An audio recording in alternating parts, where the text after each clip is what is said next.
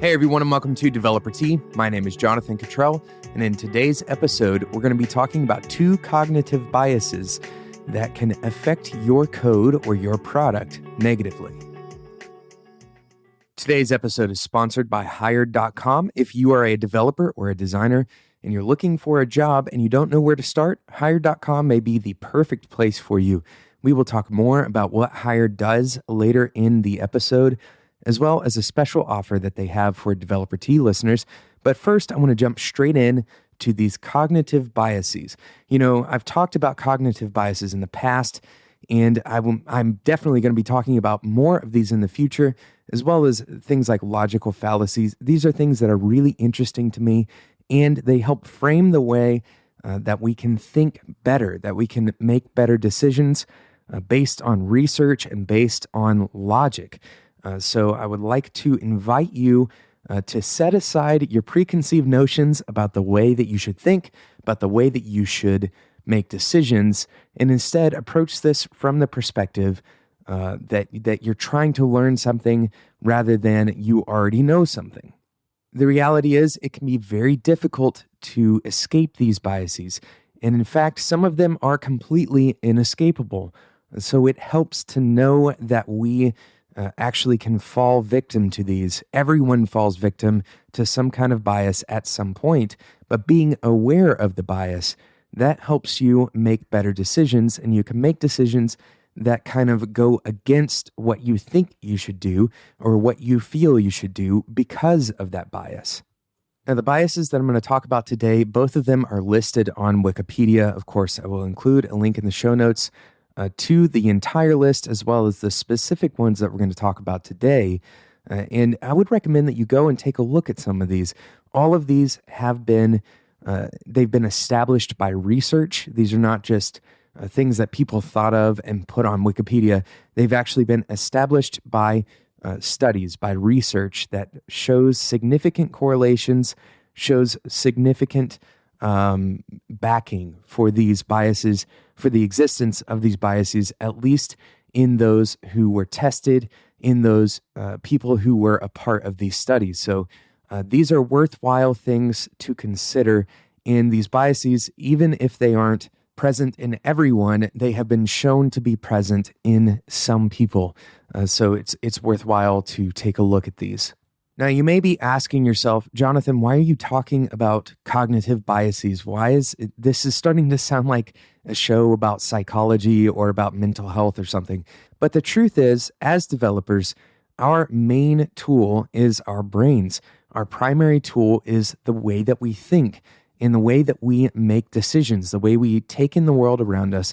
And especially if you are at a startup or if you are creating a product that users are engaging with, then understanding the psychology of your own decisions as well as the psychology of your users' decisions is an incredibly important part of your job. So as a developer, you should understand these biases because they are going to be important for making good decisions in how you spend your time, what you put your energy into, and what you create. So let's talk about the first cognitive bias that we're going to discuss today. It is called the Semmelweis reflex, and it's named after a doctor, a Hungarian doctor named Ignaz Semmelweis. I'm not very good at pronouncing Hungarian names, but Dr. Semmelweis, he actually discovered the importance of washing your hands between seeing patients. In fact, a lot of children were dying from basically a bed fever is what they called it. And he did a lot of research to try to figure out what was going on. And ultimately, he came up with this idea that he and his colleagues had cadaverous particles because they also performed a lot of autopsies in the same hospitals where these children were laying sick. And so what he came up with was the idea that cadaverous particles were on their hands, and they were being transmitted to these children. in the hospital. Now, this was before germ theory ever came along, before Pasteur and the other scientists who were responsible for uncovering the massive amount of information around germs. And the importance of washing hands wasn't a common belief. It wasn't a common norm. And so people didn't expect that you could actually get somebody sick by touching something and then touching that person. And in particular, in this case, touching a dead cadaver and then touching a already compromised child, a child who was already sick. So the Semmelweis reflex is actually the response from the people around Dr. Semmelweis, those who were responding to him as if he was actually going crazy. In fact, he ended up in an asylum late in his life because people thought he was going crazy. Because he had discovered this, he even had evidence to show that the bed fever that the children were experiencing went down 10 times. It went down tenfold. He had that evidence, and people still didn't believe him because it wasn't an established norm that you could transmit disease just by touching something. So this cognitive bias can present itself in many different ways, but the basic idea here is that we have a tendency to reject a belief or reject evidence if it contradicts our already standing norms, our already standing beliefs, or our already standing paradigms.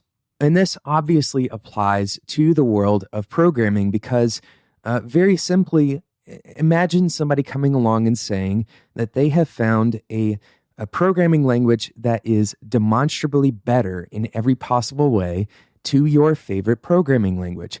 Now, that may be difficult to swallow. That may be difficult to accept.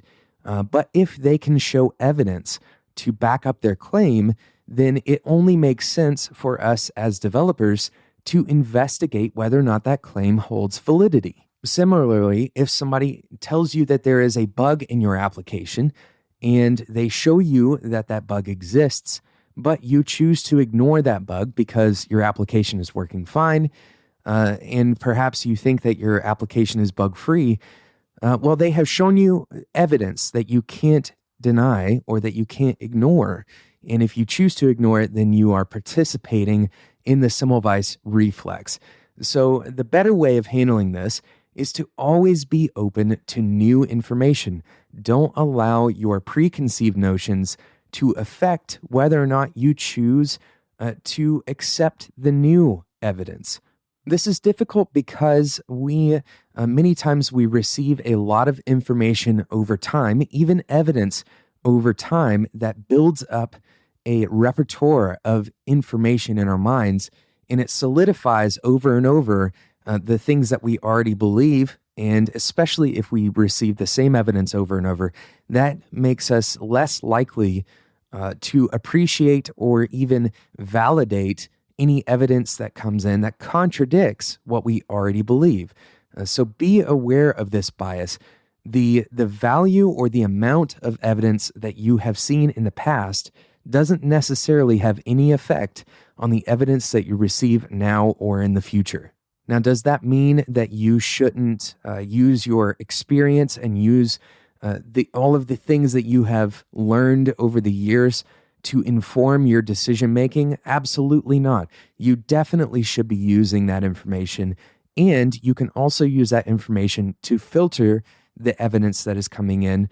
But remember your cognitive bias. Remember that just because evidence goes against what you already believe does not make it invalid. Now, with that, we're going to talk about today's sponsor, Hired.com. On Hired, software engineers and designers can get 5 or more interview requests in a given week. Now, each offer has salary and equity offered right up front, and they have full-time and contract opportunities on Hired.com. Users can view the interview requests and accept or reject them before they ever even talk to the company that interview is with. Hired works with over 3,000 companies. That's a lot of companies. 3,000 companies from startups all the way up to large publicly traded companies. There are employers from 13 major tech hubs in North America and Europe. And the best part for you is that it's totally free. Now, if you get a job through Hired, they normally give a $2,000 bonus as kind of a thank you for using their service. But if you use a special link in the show notes, you can double that bonus to $4,000.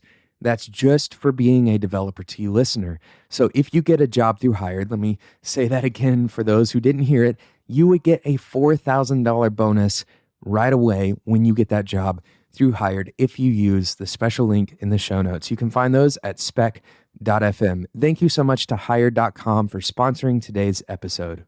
So we're talking about cognitive biases in today's episode. I've chosen two to discuss. And of course, there are many others that you can go and research online. There is a lot of information about cognitive biases because these are kind of universal things. They apply to so much of our lives because it's talking about the way that you think and the flaws in the way that we think as it relates to logic, what we've established to be logical thinking that we can all kind of agree on. So the first bias was the Semmelweis reflex, the idea that we reject new evidence if it has opposing views to what we already believe, to our existing beliefs, our existing paradigms, or perhaps evidence that we already have seen in the past. The second bias that we're going to talk about today is called the neglect of probability bias. In studies for the neglect of probability bias, studies showed that people make illogical decisions to deal with the situations that have little or nothing to do with probability. In one example, a person suggests wearing your seatbelt half of the time and not wearing it the other half to avoid a potential situation of being stuck in a burning or a sinking car. Now, statistics show that you're much more likely to die as a result of not having your seatbelt on than you are to die from a car sinking or a car burning. And it's not really feasible to determine if and when you are going to get into an accident, much less what type of accident you will get into. So it's not really logical to choose to wear your seatbelt half of the time and not wear it the other half. That decision would reflect the neglect of probability bias. And we do this all the time. We do it when we're talking about, particularly when we're talking about threats to our life. People who decide that they don't want to fly on an airplane, they're more afraid of flying on an airplane than they are of driving, even though they are statistically hundreds of times more likely to die in a car crash than they are to die of an airplane crash. So how does this apply to development? How does it apply to programming? Well, we can make similar decisions based on users of our applications. For example, we may spend an inordinate amount of time testing edge cases that occur in one or maybe two instances out of every 10,000 users. If we were to look at those statistics, we may make much more informed and logical decisions that use our time and energy in much better ways. Another example is when we engage in over-engineering.